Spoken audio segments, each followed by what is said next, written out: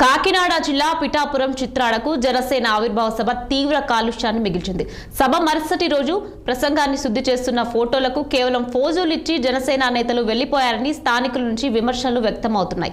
అలాగే పవన్ సొంత శాఖలోని ఉపాధి హామీ కూలీలతో చెత్త ఏరివేయడం చర్చనీయాంశమైంది.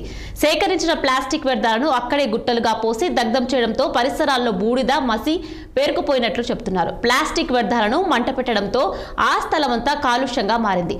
ఇప్పటికీ అనేక చోట్ల ఆవిర్భావ సభ వేళ వెల్కమ్ ఫ్లెక్సీలు తొలగించడం లేదు. సభ తర్వాత ప్రాంగణాన్ని శుద్ధి చేస్తామని ప్రకటించిన మంత్రి నాదెండ్ల మనోహర్ శుద్ధి చేసేందుకు కాకినాడ ఎంపీ ఉదయ్ శ్రీనివాస్ ఆధ్వర్యంలో కమిటీ ఏర్పాటు చేసినప్పటికీ పరిశుభ్రత కాలుష్యంపై ఎలాంటి చర్యలు చేపట్టనున్నట్లు ఆరోపణలు వెల్లువెత్తాయి.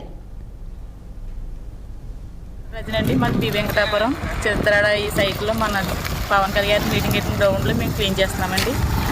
మేము 3 days నుంచి పనిచేస్తున్నామండి. ఇక్కడ మాకు ఏమీ ఇవ్వలేదండి. టిఫిన్ కూడా మేము ఇంటి దగ్గర తీసుకొని తినేసామండి. 26 మంది వచ్చామండి ఈరోజు. మేము ఉపాధి హామీ గ్రూప్ నుంచి వచ్చామండి. ఉదయం 6:30కి వచ్చామండి. 10:30కి పని పూర్తి చేసుకున్నామండి. ఇంటికి వెళ్ళిపోతున్నాం సార్.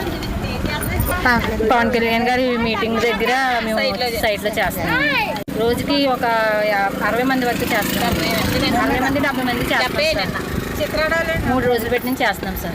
పవన్ కళ్యాణ్ గారు మీటింగ్ జరిగిన సైట్లో ఉపాధి హామీ పనికి వచ్చాం సార్. పొద్దుట 6:30కి వచ్చి అసెంబ్లీ